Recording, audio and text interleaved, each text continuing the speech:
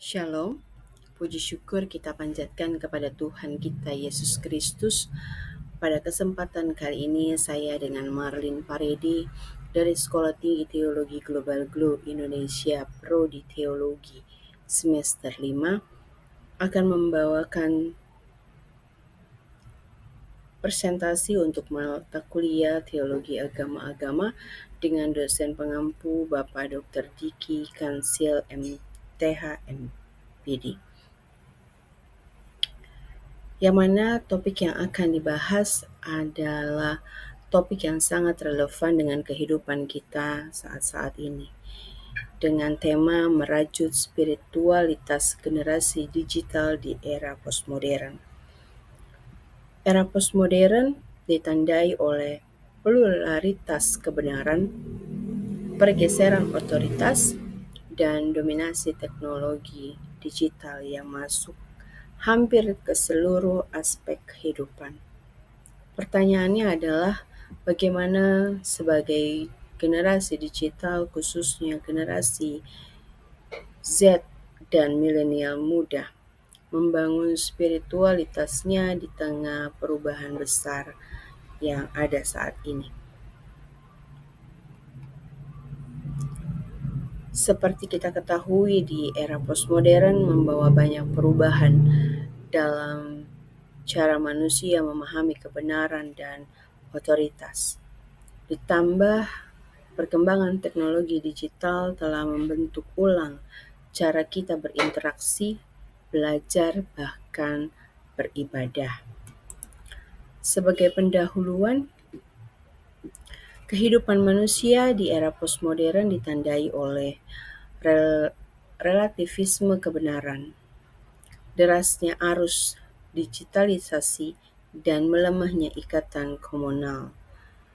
Generasi muda, khususnya generasi Z dan milenial, hidup di dalam dunia yang selalu terkoneksi. Namun, ironisnya sering merasa terasing secara spiritual. Sebagai umat Kristen, kita diundang untuk tidak hanyut oleh arus budaya ini, melainkan menghidupi iman secara kreatif dan setia. Oleh karena itu, merajut spiritualitas generasi digital bukan sekedar pilihan, melainkan tugas panggilan gereja pada zaman ini. Mengapa kita harus merajut spiritualitas generasi digital? Karena di era postmodern mengaburkan kebenaran absolut. Kebenaran dianggap relatif, sehingga nilai iman sering dipertanyakan. Gereja perlu menegaskan kembali dasar iman Kristen yang terdapat di Yohanes 14 ayat yang ke-6. Kristus adalah jalan kebenaran dan hidup. Mengapa kita harus merajut? Karena generasi muda pada umumnya haus makna, bukan sekedar ritual. Generasi Z mencari otensitas. Apabila gereja tidak mampu menghadirkan iman yang hidup, maka mereka akan mencari alternatif di luar iman Kristen. Mengapa kita harus merajut? Karena teknologi adalah ruang misi baru. Dunia digital adalah areopagus modern, tempat percakapan, tempat mengeluarkan ide, dan nilai dipertukarkan. Bila gereja tidak hadir dengan bijak, nilai Kristen tidak bisa mewarnai ruang ini. Mengapa kita harus terus merajut? Karena masa depan gereja ada di tangan generasi ini. Tanpa pembinaan iman yang kokoh, maka generasi digital mudah terjerat krisis identitas, hoaks, adiksi digital, dan moralitas yang cair. Bagaimana kita mempertahankan nilai spiritualitas Kristen kita di era postmodern? Dengan kita menghidupi firman di dunia digital. Memanfaatkan setiap aplikasi yang ada, yaitu Alkitab online, renungan daring, dan komunitas virtual. tetapi tetap menekankan ke dalam devosi pribadi dan disiplin doa. Bagaimana mempertahankan ada liturgi hibrida, online dan onsite. Gereja hadir di ruang fisik sekaligus digital tanpa kehilangan keintiman sakramentalnya. Misalkan kelompok sel via Zoom, doa bersama via WhatsApp, tetapi tetap ada perjamuan kudus secara tatap muka. Bagaimana kita mempertahankan? Jadikan komunitas sebagai tempat akuntabilitas. Generasi muda tidak cukup hanya konsumsi konten rohani. Mereka perlu komunitas kecil yang nyata di mana adanya saling menegur, mendoakan, dan menumbuhkan iman. Bagaimana kita mempertahankan nilai spiritual Kristen di era postmodern? Ada etika digital Kristen, menanamkan nilai kasih, kejujuran, dan pengendalian diri dalam interaksi online, membentuk disiplin, filter konten, dan literasi media. Bagaimana menggiring generasi Z dan milenial muda? Perlunya pendampingan relasional. Anak-anak muda butuh teladan, bukan hanya pengajaran. Kehadiran mentor rohani yang konsisten lebih berdampak daripada sekedar program.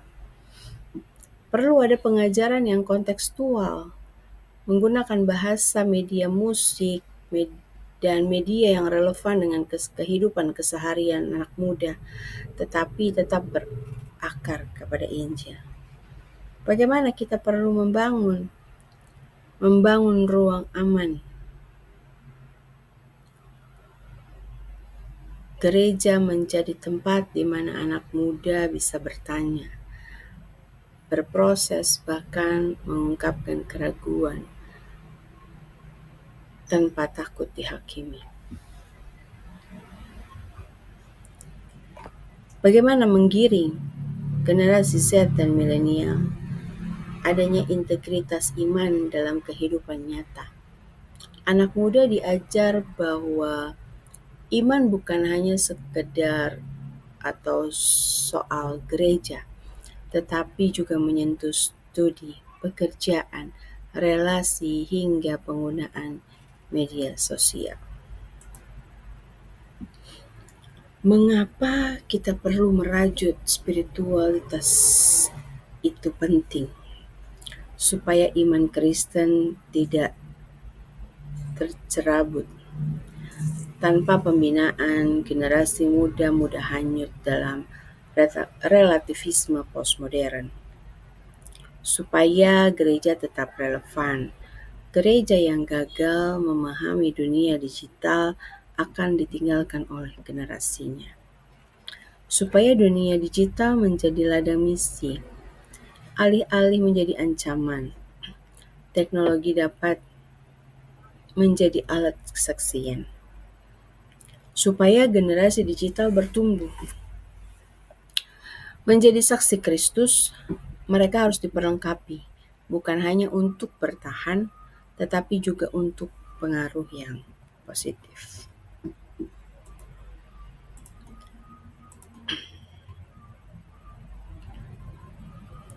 Kerangka teoritis postmodernisme. Dunia saat ini ditandai dengan cara berpikir postmodern, yaitu menolak kebenaran yang tunggal. Semua orang bebas punya kebenaran sendiri, tapi banyak anak muda lebih suka memiliki beragam pilihan spiritualitas, meditasi, self-healing, mindfulness, hingga konten rohani di YouTube. Mereka cenderung memilih sedikit dari sini, sedikit dari sana, daripada berkomitmen penuh pada Kristus. Akibatnya, Injil sering dipandang hanya sebagai salah satu opsi, bukan kebenaran sejati. Generasi Z dan milenial di zaman digital native. Generasi ini lahir dan besar dalam dunia digital. Gadget, internet, dan media sosial lainnya sudah menjadi bagian hidup mereka sejak kecil.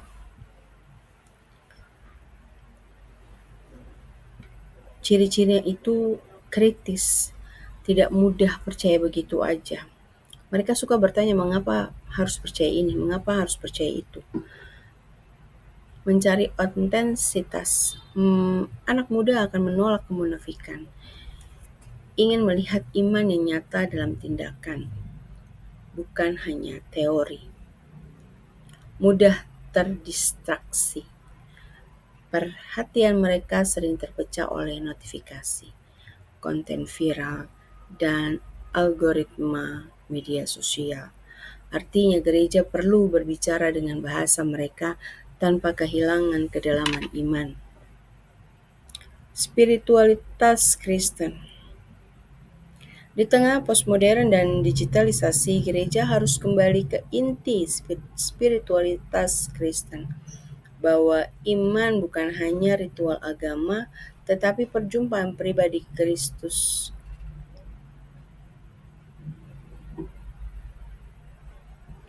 Spiritualitas sejati selalu relevan karena Kristus hadir di setiap zaman, termasuk zaman digital saat ini. Artinya, meski media berubah, offline atau online, isu dan esensi Injil tetap sama. Kasih, kebenaran, dan anugerah. Gereja harus mampu membumikan Injil ke dunia digital tanpa kehilangan esensinya. Bukan berarti mengubah Injil agar sesuai tren, tetapi mengkomunikasikan Injil dengan cara yang bisa dipahami oleh generasi sekarang. Contohnya, Injil diberitakan lewat konten kreatif di TikTok, podcast, atau YouTube. Firman Tuhan dikontekstualisasikan dengan isu-isu nyata yang dialami generasi digital, kecemasan, ketakutan, pencarian jati diri, relasi, hingga kesehatan mental. Tetapi pada saat yang sama, kebenaran Alkitab tidak boleh dikompromikan hanya demi popularitas. Kajian literatur. Kajian literatur yaitu gereja dan digitalisasi ibadah. Pandemi COVID-19 di tahun 2020 sampai dengan 2022 menjadi laboratorium besar yang memaksa gereja bertransformasi ke dunia digital. Dari gereja besar hingga gereja desa, semua belajar memakai Zoom, YouTube, Facebook, sampai WhatsApp group untuk menjaga jemaat agar tetap terhubung. Menariknya, meski pandemi sudah mereda, banyak jemaat memilih melanjutkan ibadah hybrid. Sebagian hadir di gedung, sebagian tetap bergabung secara online. Artinya, digitalitas bukan sekedar darurat pandemi, tapi sudah menjadi bagian dari kehidupan jemaat. Riset tentang dampak media sosial terhadap kesehatan mental dan spiritual remaja. Psikolog agama tahun 2020 sampai dengan 2024 sebagai studi kasus menegaskan bahwa pengguna media sosial yang berlebihan menimbulkan banyak dampak negatif, yaitu kecemasan karena perbandingan diri dengan orang lain, kesepian. Meski terlihat aktif dan punya banyak teman digital, rasa tidak puas dengan hidup sendiri karena standar palsu yang ditampilkan secara online. Tetapi di sisi lain, konten rohani digital terbukti memberikan penguatan dan ketenangan jiwa. Renungan harian di Instagram, video pendek di TikTok dan di YouTube, komunitas doa online by WhatsApp ataupun Telegram. Media sosial adalah pedang bermata dua, bisa merusak tapi juga bisa menyembuhkan. Yang ketiga itu artikel teologis praktis mengenai generasi digital dan misi Kristen di ruang digital. Artikel-artikel teologi praktis dari 2019 sampai dengan 2025 banyak menekankan generasi muda tidak hanya lagi mencari altar di gedung gereja, tetapi juga ruang digital. Doa persekutuan dan firman bisa dialami lewat layar gadget. Ruang digital menjadi altar modern, tempat anak muda bertemu dengan Tuhan di tengah hiruk-pikuknya algoritma. Tantangannya bagi gereja adalah bagaimana mendampingi generasi ini supaya ruang digital bukan jadi jebakan, melainkan sarana anugerah.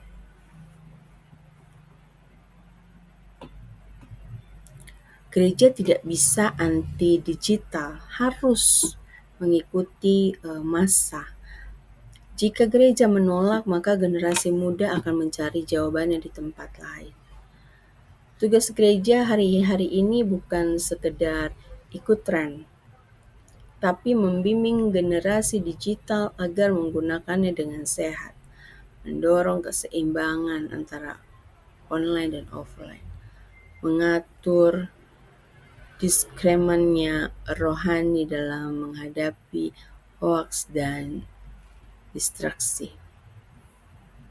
Mengingatkan bahwa Yesus hadir di ruang digital, memulihkan dan menuntun generasi ini.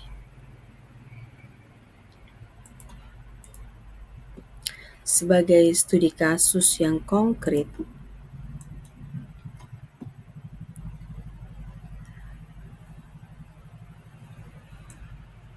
lonjakan penggunaan aplikasi Alkitab YouVersion Alkitab Sabda di masa pandemi.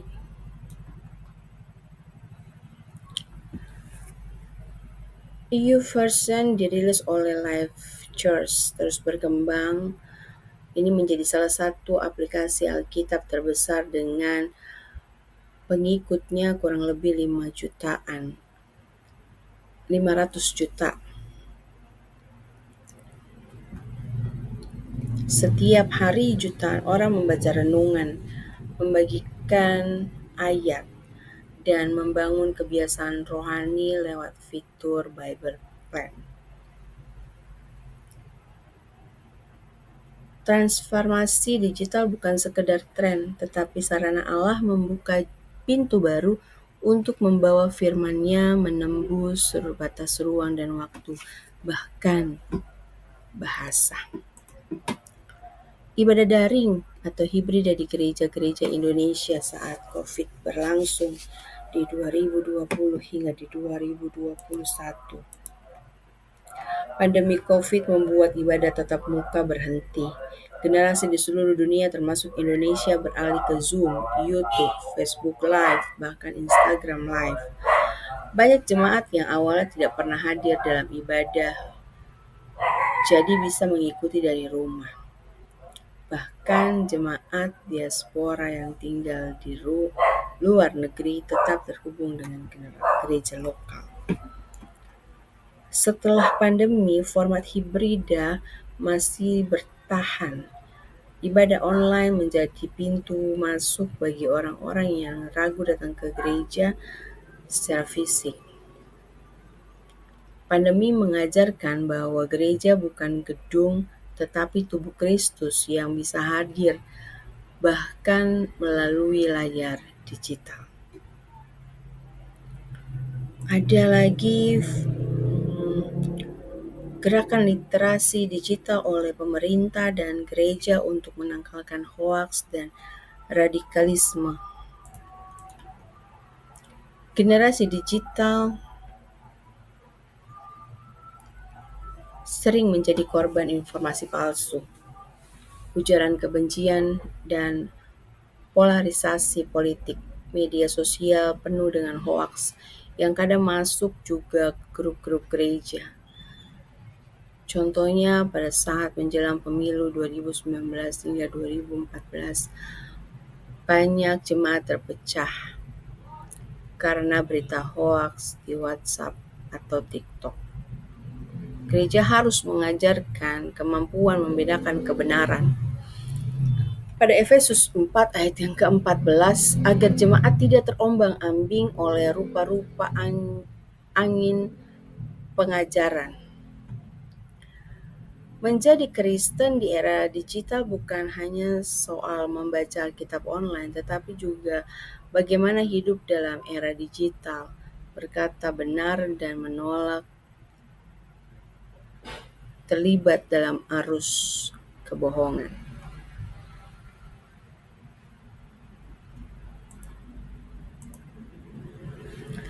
Analisis Bible Teologi.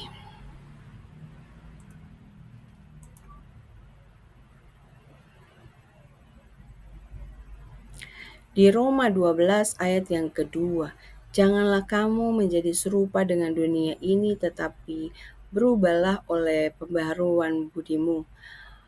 Paulus menekankan transformasi batin bukan sekedar mengikuti pola dunia.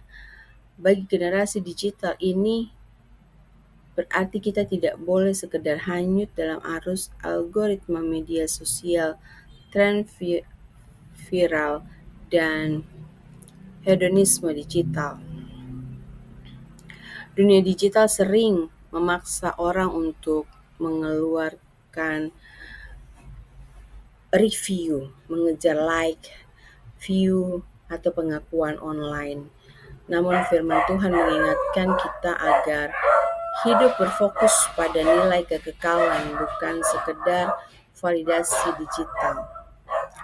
Generasi Kristen perlu belajar membedakan yang baik, benar, dan berkenan kepada Tuhan sebelum merayap budaya digital lainnya. Matius 28 ayat 19 sampai dengan 20, amanat agung.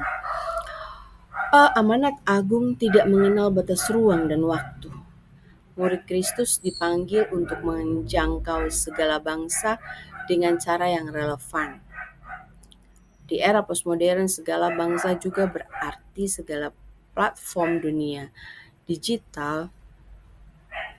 Kini Injil diberitakan bukan hanya lewat mimbar gereja, tetapi juga melalui Instagram, TikTok, podcast, YouTube, blog, dan ruang virtual lainnya. Gereja harus mengembangkan misi digital, membuat konten rohani yang relatif dan bermakna, menjadi saksi Kristus dalam interaksi dalam dunia sehari-hari. Kisah Para Rasul 17 ayat 22 sampai dengan 34. Paulus di Areopagus. Di sini Paulus berdialog dengan orang-orang Athena yang memiliki banyak altar dan filsafat yang berbeda. Ia tidak menolak budaya itu secara formal atau secara frontal, tetapi masuk memahami lalu menghubungkannya dengan Injil Kristus.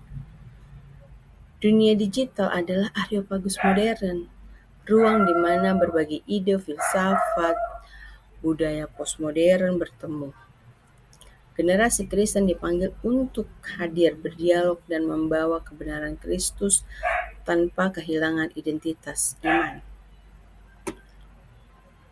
Injil harus dikomunikasikan dengan bahasa yang dapat dipahami generasi digital.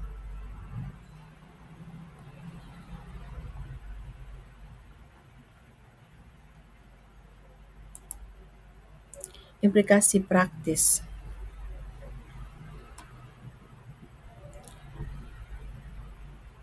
Untuk gereja lokal, model kurikulum pembinaan rohani bagi anak muda.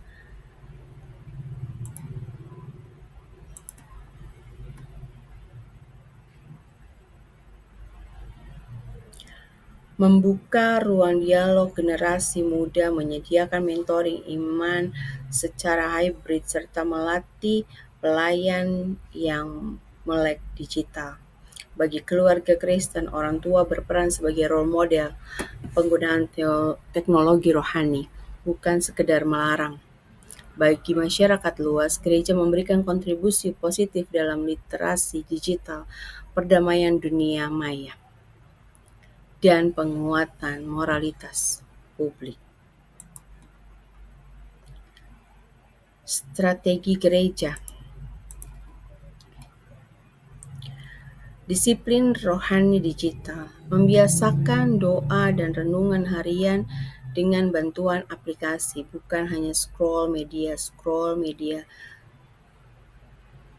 like media, view, follow, tapi biasakan doa dan merenung untuk setiap firman Tuhan. Komunitas iman hibrida, cell group yang bisa offline dan online, menjaga keintiman sekaligus keterjangkauan. Adanya etika digital Kristen, mengajar jemaat tentang ujaran kebencian, hoax, cyberbullying, supaya menjadi saksi Kristus di dunia maya.